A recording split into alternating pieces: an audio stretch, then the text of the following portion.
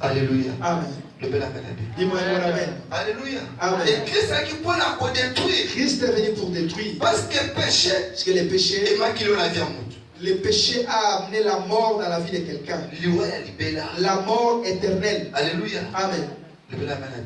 Dis-moi un bon amen. C'est pourquoi tant que Christ a été. Pourquoi lorsque Christ est venu. Alléluia. Amen. Avec une mission. Il est venu avec une mission. Il a libéré le peuple. De libérer le peuple. Entre les mains du diable et de tous les œuvres du diable. Or les diables, quelles sont ses œuvres?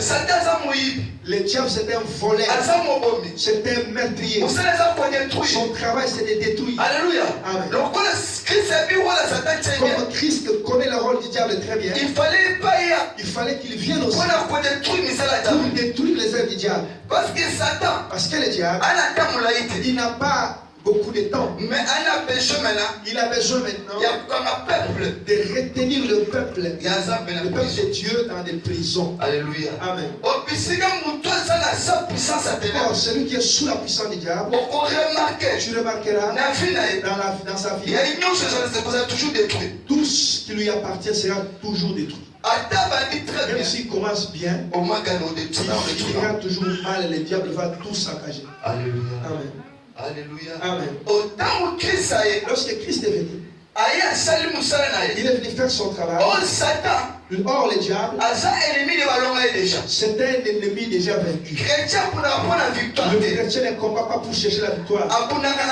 Il combat dans la victoire. Je dis chrétien ne combat pas pour chercher la victoire. Il combat déjà avec la victoire. Parce que le diable, on l'a déjà écrasé sur la croix. C'est pourquoi sur la croix, Christ a crié, tout est accompli. Qu'est-ce qu'il voulait nous dire? Alléluia. Amen. Ma mission, la mission que je devais faire, je l'ai achevée. Alléluia. Amen. C'est pourquoi ce soir, les chrétiens ou la chrétienne, tu dois connaître tes responsabilités. La mission de Jésus, c'était de chasser les esprits impies, de détruire les œuvres du diable. Mais lorsque Jésus est parti, il a donné cette mission aux chrétiens. Matthieu au chapitre 28, verset 19. Matthieu au chapitre 28, verset 19. Et Luc 10, 19. Luc 10, 18 à 19.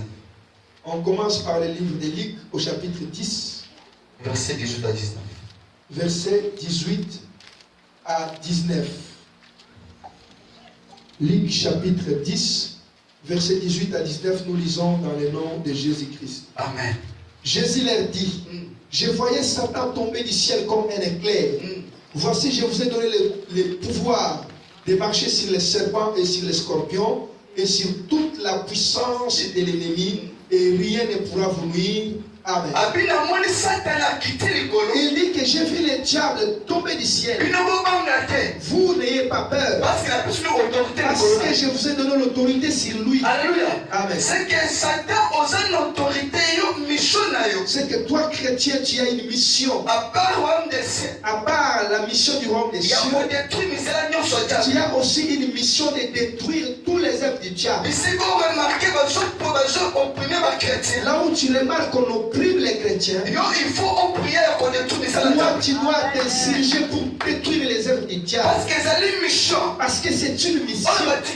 Une mission qu'on nous a donnée. Et la mission de Christ, c'était que le diable ne puisse pas continuer à régner. C'est pourquoi dans l'ancienne alliance, si Christ était venu, parce qu'ils étaient incapables de détruire les œuvres du diable. C'est pourquoi tu remarqueras, Élisée, il a fait même miracle avec le Seigneur. Élie, il a fait aussi le même miracle que le Seigneur. Mais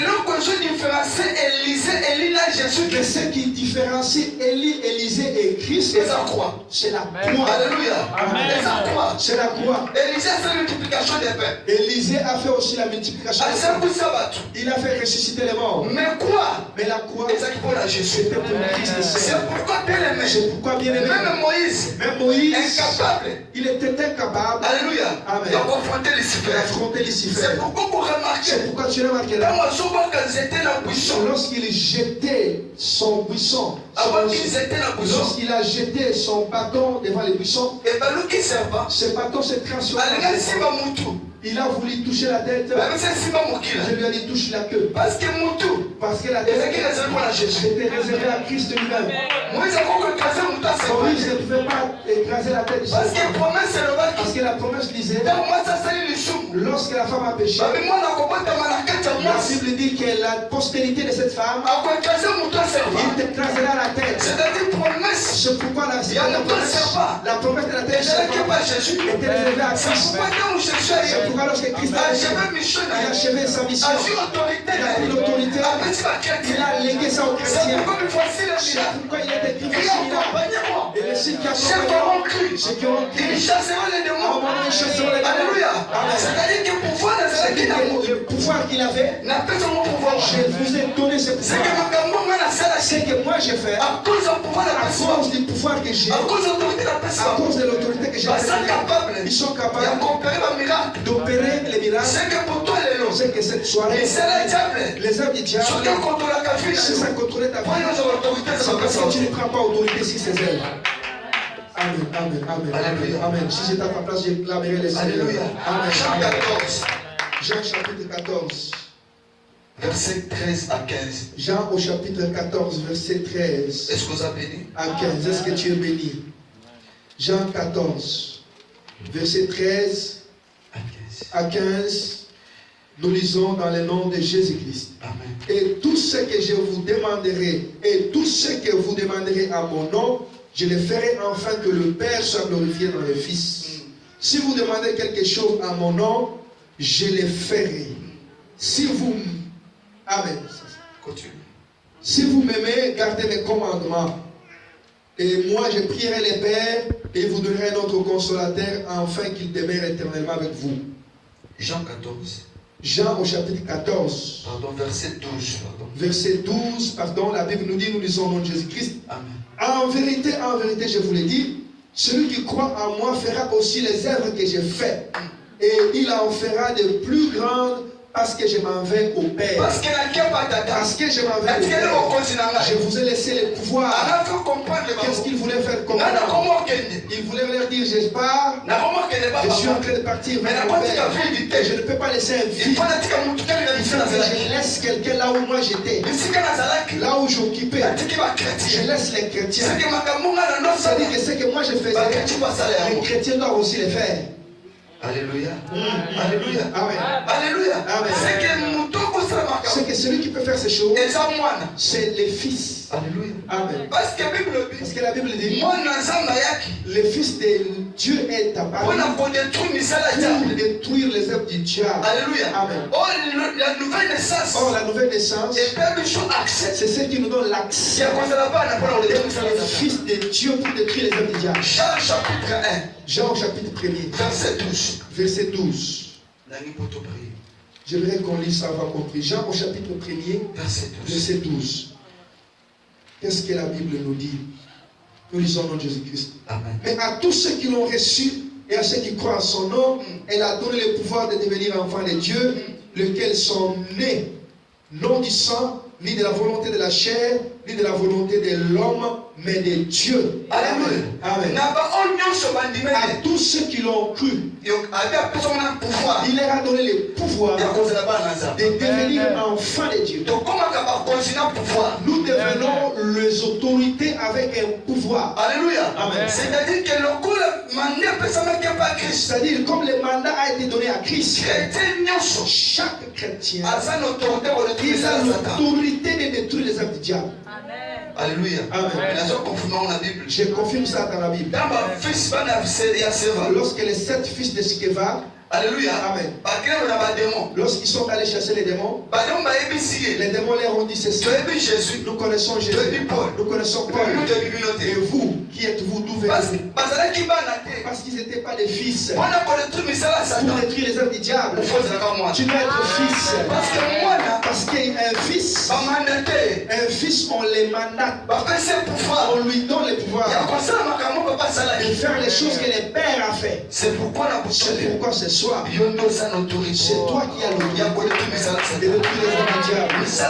Les œuvres du diable ne régneront point dans ta vie. C'est toi qui dois les détruire. Parce que la promesse que Christ a faite, il l'a fait sur toi. Et puis, je t'assure, on te fait capter. Ephésiens chapitre 2, verset 6. Ephésiens au chapitre 2, verset 6. Quelqu'un d'autre peut chercher Colossiens chapitre 2, verset 15. Ephésiens chapitre 2, verset 6. La parole déclare, nous lisons en Jésus-Christ. Amen. Il nous a ressuscités ensemble et nous a fait asseoir ensemble dans les lieux célestes en Jésus-Christ.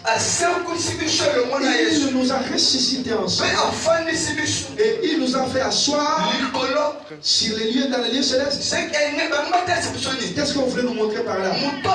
Celui qui est dans les lieux célestes, c'est celui qui dirige la terre. Amen. Comme nous sommes dans les lieux célestes avec Christ, nous avons la même puissance que Christ avait. Nous avons la même force que Christ avait. C'est pourquoi je prophétise. Si dans ta famille, les sorciers existent, c'est toi qui donne à ces sorciers-là les temps de temps où toi tu dois t'élever, tu dois dire qu'ils ne peuvent plus m'ensorceler. Alléluia. Amen. Un pasteur a donné un témoignage. Il a dit qu'ils sont nés 10 dans leur famille.